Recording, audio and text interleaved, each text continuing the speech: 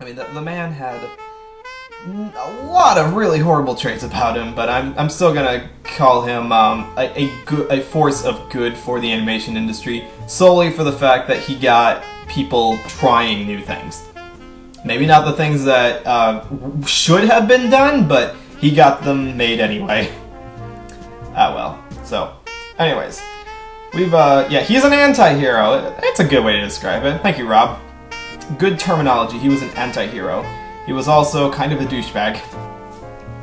And like I said, do not watch more Fritz the Cat or don't watch more Bakshi than just a little bit out of the year. We have filled our Bakshi quota for the rest of the year. You are free to enjoy the rest of your day, your months, your year without having to watch any more Bakshi.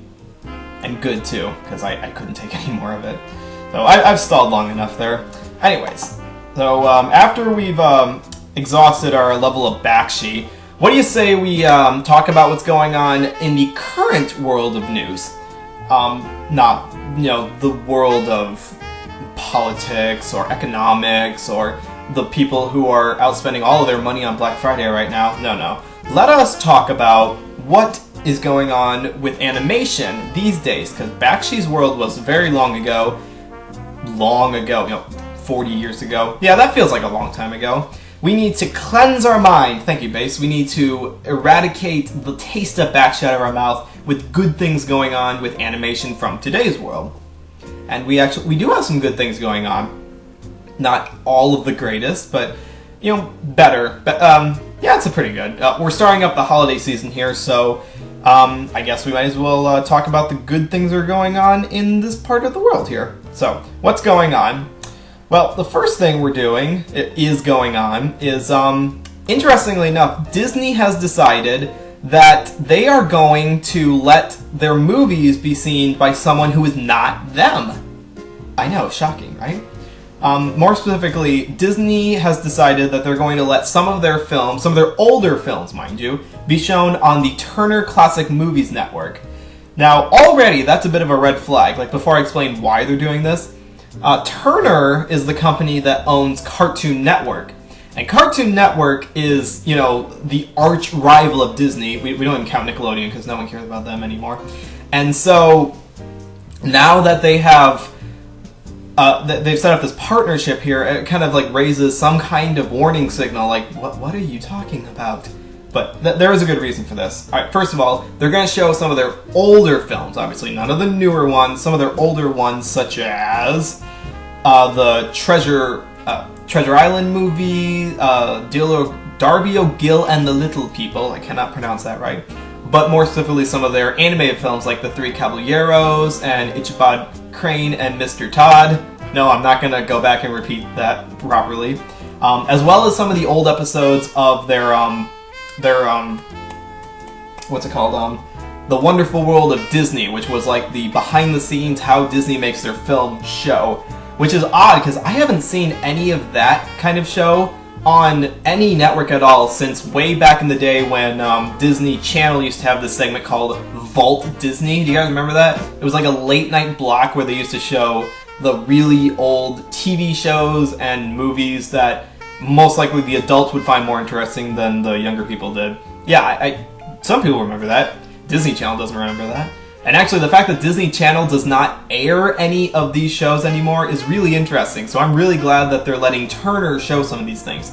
So now the question is, why are they doing this? And more specifically, this is going to start showing on Sunday, December 21st at 8 p.m. The reason for this is because Disney wants to promote one of their rides. Disney has this in the MGM Disney Studios part of their theme park. They have this ride that's supposed to be a tribute to the golden age of cinema. And they basically want to kind of work with Turner Classic Movies, because Turner shows a lot of movies from that time period. Disney wants in on that wagon, so kind of a cross-promotional, we help you, you help me, because how can you not benefit from showing old Disney material on your channel?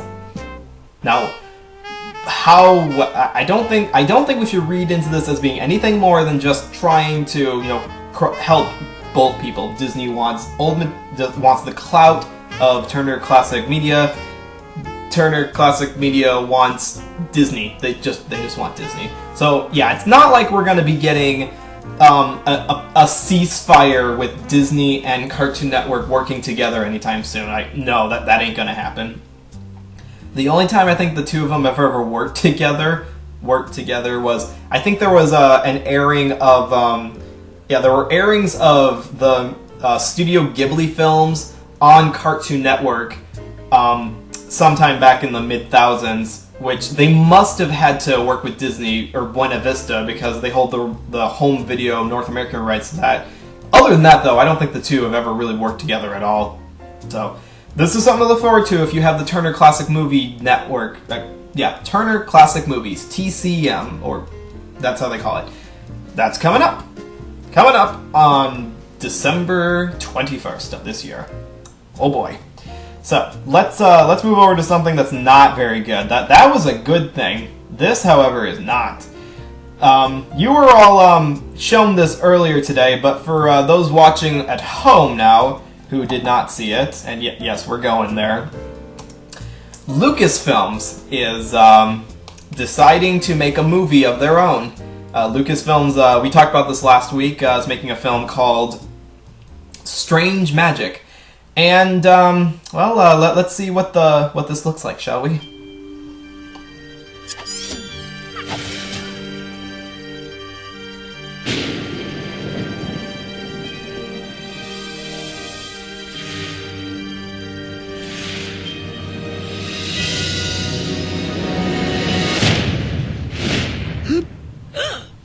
That is the ugliest creature I have ever seen, and it was naked. I'm going to destroy you. No need to worry. I will protect the kingdom. My hair's doing that thing we both love. Whoa! Nobody ever goes into the dark forest. I'm not afraid of them. That's right. An army approaches. Sound the alarm.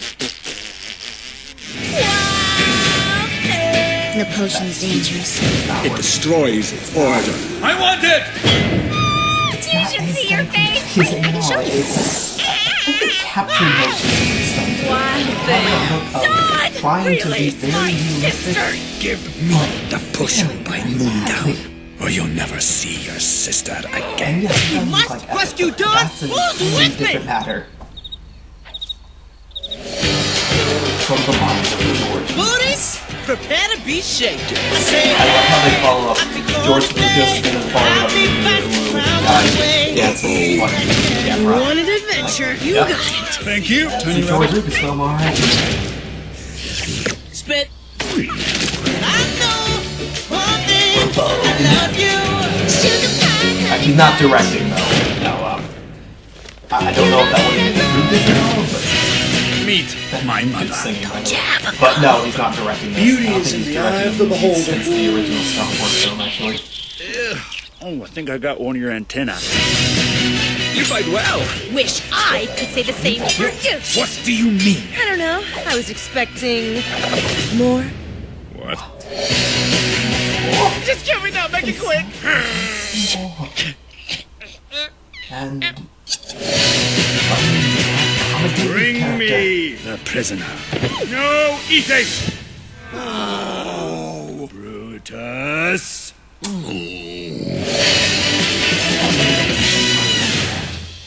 So yeah, this film is kind of notorious now for now that we have, this is the first time we've seen footage for this film, which is going to be based on A Midsummer Night's Dream. Not a bad film, not a bad idea at all. The idea that it has visuals that look like epic, that's not a problem. I'm pretty sure that's the reason why they held off on announcing it, because they were probably really far into production of this movie, and then Epic came out last year and they realized, shoot, those films look a lot alike. How can we avoid comparisons? And so they might have pushed back the release date and just kind of waited to tell people about it until after people had forgotten that Epic had existed, which is not hard to do because Epic is not really a very memorable movie, but neither does this one look like it. The problem with this one is entirely in the art design. It has this really Like, they're obviously trying to go for a realistic-looking animation, which, you know, they kind of achieved, but it clashes so hard with the tone. It doesn't look... It does not look... What's the best one I'm looking for here is believable. And yes, I know cartoons are never really believable, but it's not really... The tone here is supposed to be like this grand... Odyssey level, but then they have these goofy faces, and it's really bizarre, and it's supposed to be family-centric here. It's just not what that kind of animation was supposed to be used for. It's a tone-dissonant film. And I don't see this being very successful either, just based from this footage alone. I don't think anyone was bought to check this out. Probably the audience of people who either are will buy the film solely because it's got George Lucas's name on it, or because they have nothing better to see in January. And there are not a lot of films coming out in January that are worth seeing anyway, so this may have zero competition to begin with. A family picture.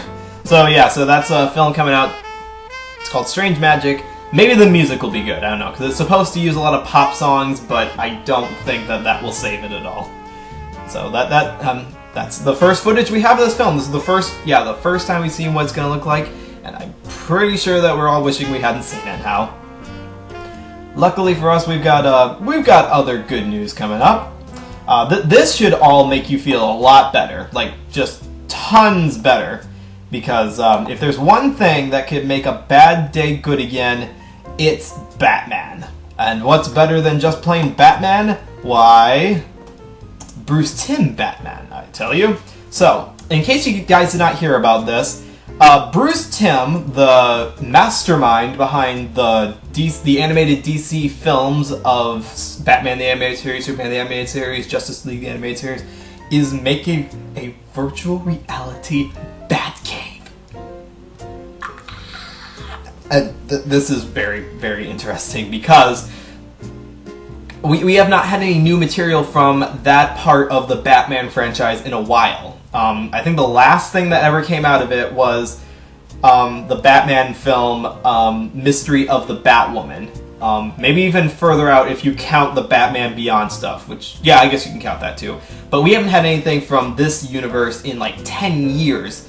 I'm not counting any other Batman material, like stuff like Beware the Batman or The Batman are, you know, their own separate continuities. So anyways, let's take a look at this here. So Bruce Timm is working with a company called Ote to create this three-dimensional, fully interactive look into the Batcave, so you can kind of, you yourself can be a member of the Batman secret, and it's a dream come true.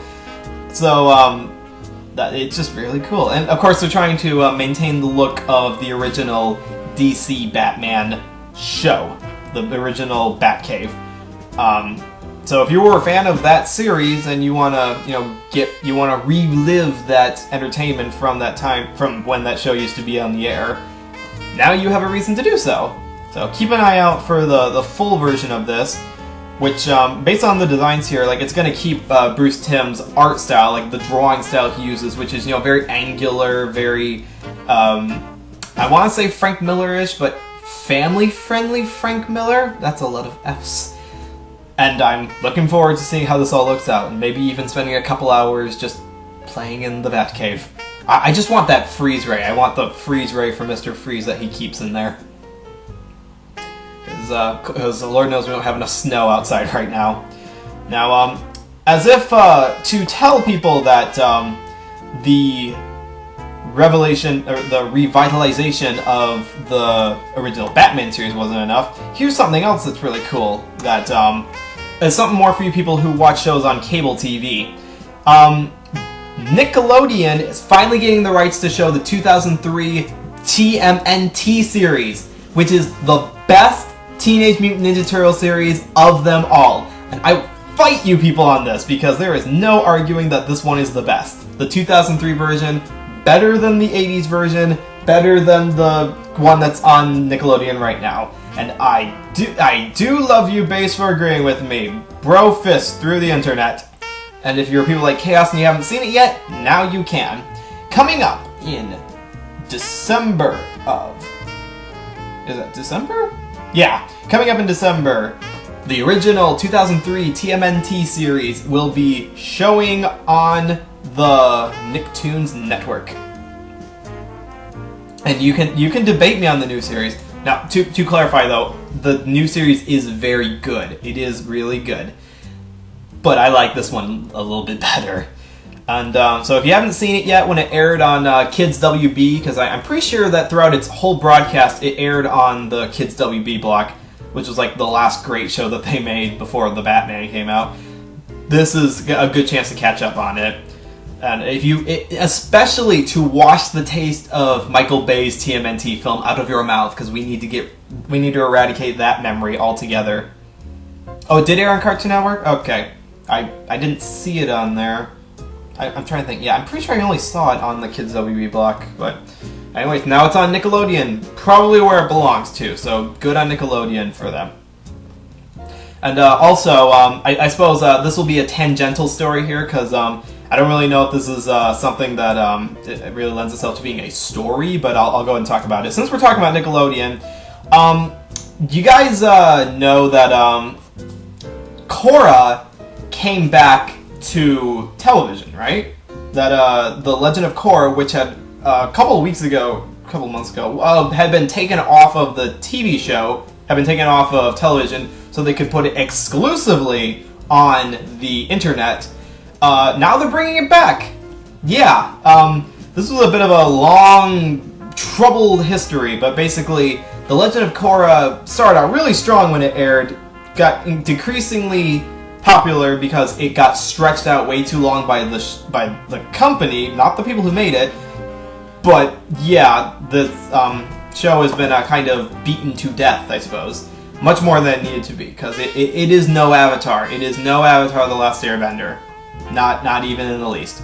So, long story short, Nickelodeon decided to put Korra on the internet for streaming. Like, new episodes would premiere on the internet. They got even more ballsy in that they actually cut the budget of the show down, so the creators had to reduce to making a clip show, which aired, made a goddamn clip show, which aired, was it last week? Yeah, it was last week's episode, but at the time of this recording. And then, because people were so pissed off about that, because that is the one thing that I don't think I've seen any Nickelodeon show, I don't think I've seen any show in the West do a clip show. That is strictly a we are pressed for time anime thing. I've never seen any show do that before. And so, because people were so pissed off about that, they decided, assumedly Nickelodeon decided, to bring the show back to television for some, I don't know, reason. Well, I don't know why they decided that it would save their butts, but apparently it's making a few people a little bit happier. For most people, though, I think it's more of a sign of Nickelodeon is just jerking around the Korra franchise to the point that it's kind of lost its momentum, and it's certainly made Nickelodeon look really, really bad. Like, you have no idea. Yeah, and we didn't even Avatar had a kind of recap episode, but they did it as a show in a show. So it wasn't an excuse just to save money by replaying the clips. No, they had to animate all of that clip show from scratch. Not so with this episode of Korra. So the only good thing about it was Varric's backstory, because he is awesome. Because Varric is awesome. And so, yeah, awesome indeed. And so, that is like the cap, I suppose, on the Korra being dragged out more than it needed to be. It wasn't. It was not an Avatar. I'm sorry. It was not an Avatar: The Last Airbender. It could have been better. It could have been its own thing. But because they did not stop at the end of season 1, which is where it was intended to stop, they just decided to continuously crank it out, poorly promoting it. Like, if you've seen Nickelodeon before, you know a lot of their commercials that get played. SpongeBob gets a lot of commercials, or a lot of their more popular shows get a lot of commercials. Not so with Korra, like, just very poorly advertised to the general public. You have to intentionally search it out to find out when it's airing, what time it's airing, new developments of it, even to know that it existed if you didn't know beforehand. Nickelodeon has long established itself as the bottom rung of the three main Cartoon Networks. Probably even going a lower now that Discovery Family can take the number 3 spot now. Nickelodeon, you are down to number 4, and you will continue to lower as more channels are created. Like, heck, let's bring Teletoons in there. I know they're Canadian, but let's bring in Teletoons. Teletoons can take, Teletoons can take the number 3 spot. Nickelodeon, you are now number 5. Like, you know, keep throwing in channels there that air predominantly cartoons. And so I guess the fact that TMNT is going to be airing the 2003 version on Nickelodeon is at least a sign of doing something right for Nickelodeon, even if it's not gonna be saving them from their own destructive decisions. We don't have to tell Nickelodeon they're doing something wrong. They're just gonna keep digging themselves lower until there is no further place to go. Well, we don't have the Hub anymore. We only have Discovery Family now, which is what the Hub morphed into. Let's throw Kyobo in there as well. Yeah, why not? Let's throw that, or some of those other what's another one? No, let's stick with that for now. Let's just stop there and put 6 channels on the block. So that was the good and the bad of Nickelodeon, like morph those together into a super story. So let's end off our report with one really good thing, I suppose. Now this is something that is interesting if you're interested in award shows. Now some people don't put any stock in this, some people find it kind of twatty and really gossipy to talk about this, but I suppose any positive portrayal of animation is still a good thing. Recently, the BAFTA British Academy had their Children's Awards recently that gave top spots to some of the best cartoons in different fields that they felt. Interesting that this is in Britain, but they still gave awards for American productions too. And of course it's centered towards children, so both animation and live action gets thrown in there. So what were some of the highlights of this? And I'll tell you why this is important in a minute. Well, as far as animation goes, Shaun the Sheep from Aardman Entertainment took top spots, which is good because with that new movie that they got coming out, I'm really looking forward to them getting wider exposure because I'm surprised to find that not many people know what Shaun the Sheep is in this country. They know Aardman's ship, like they know Chicken Run, they might know Wallace and Gromit. Not many of them know Shaun the Sheep. So what's other things too? As far as the film goes, Frozen took the top spot, not surprising. We got games, Minecraft won. We got shows, that's a live action one, so we won't talk about that. We've also got, as far as the top channel goes, Cartoon Network, salute to you people. I was frozen today. Oh, so funny there. Okay, but the most important thing of this whole thing is that as far as films go, the #1 film of 2014 for children, was the Lego Movie, which is good, which is very good because it won against Maleficent. Thank you very much, and it won over Frozen. An odd choice because I know that Frozen came out in 2013, but they counted it as a 2014 film, so whatever. And the Lego Movie is very good. I think I did actually enjoy it more than How to Train Your Dragon 2, which was like the other one I would have voted for. But the reason this is important is because this is sort of the predecessor of the award season coming up soon. And of course, we're all going to be watching the Oscars that are going to be coming up in February. And there is always this long-running kind of vile stigma that animation isn't important or that the Oscars don't care about animation. But of course, we all know that of course they care about animation. It's not like they're, under-focused and dismissive of the medium altogether. I'm sure they're going to make a smart decision about all the films that came out after viewing them meticulously, debating, and deciding exactly which one really is the best of the best. I can't say that any less sarcastically. But the fact that the Lego Movie won the BAFTA award here for the best film, like voted by the British Academy Film and Television Academy, is the kind of an indicator about how well standing it is possibly with the Oscars, because it's kind of a similar field of voting, sort of a aesthetic of voting for what looks good, what did well, it kind of did well by a studio that may have some clout, and also what feels like it should get an award. Lego Movie kind of does have all those things. It's a market tie-in, and it's a little juvenile at points, but it is definitely something that feels like it should win an award. Now, as far as the best animated film of the year goes, it should not be the Lego Movie. It should be Song of the Sea. Yes, it should. No, stop, stay away from the no, don't even type. You guys, don't type. Just say, yes, Song of the Sea for 2014 Oscars. Are we all cool? Okay, no debate on that altogether. Okay, so, that's gonna win. I'm glad we got that settled. We can skip the Oscars altogether. Yep, Song of the Sea, gonna win the whole thing. Because it's gonna be a total cash-in. No, it's not. But the fact that there will be a lot of backstabbing going on when the awards come out for the Oscars, I'm sure. I do hope that Song of the Sea wins. If the Lego Movie wins, because this may be an indicator that they're on the right track to winning the Oscar, it's okay. It's okay. I will breathe, I will take my medication, and I will go into my padded room just fine. But until then, we have these award ceremonies coming out that kind of give an idea about what other countries see in our cartoons, which is a good thing. So if Big Hero 6 wins an Oscar, I'll eat my Thundercat shirt. Yeah, I don't think that we have to worry about you eating that, Rob, because I don't think Big Hero 6 got the critical reception or even had the genre that the Oscars would look for. Besides, you guys should not care about the Oscars. What you should care about are the Annie Awards that come out before the Oscars.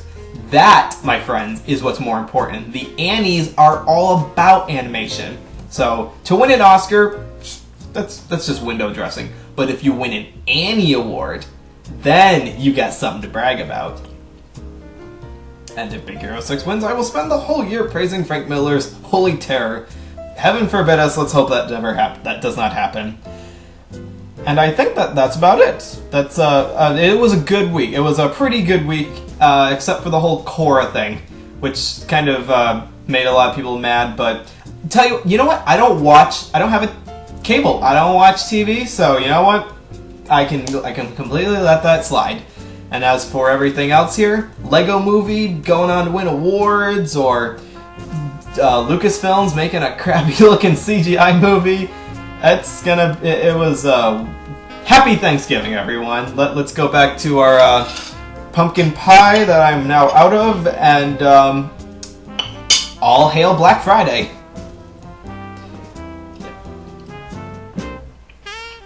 This really was good pie. It's not homemade. It's a store-bought one, but because I only get pumpkin pie once a year, like just one time of the year, my taste buds aren't as picky about that. Like I'm a bit of an elitist when it comes to cooking. I really prefer home cooked stuff, but I can forgive some things occasionally.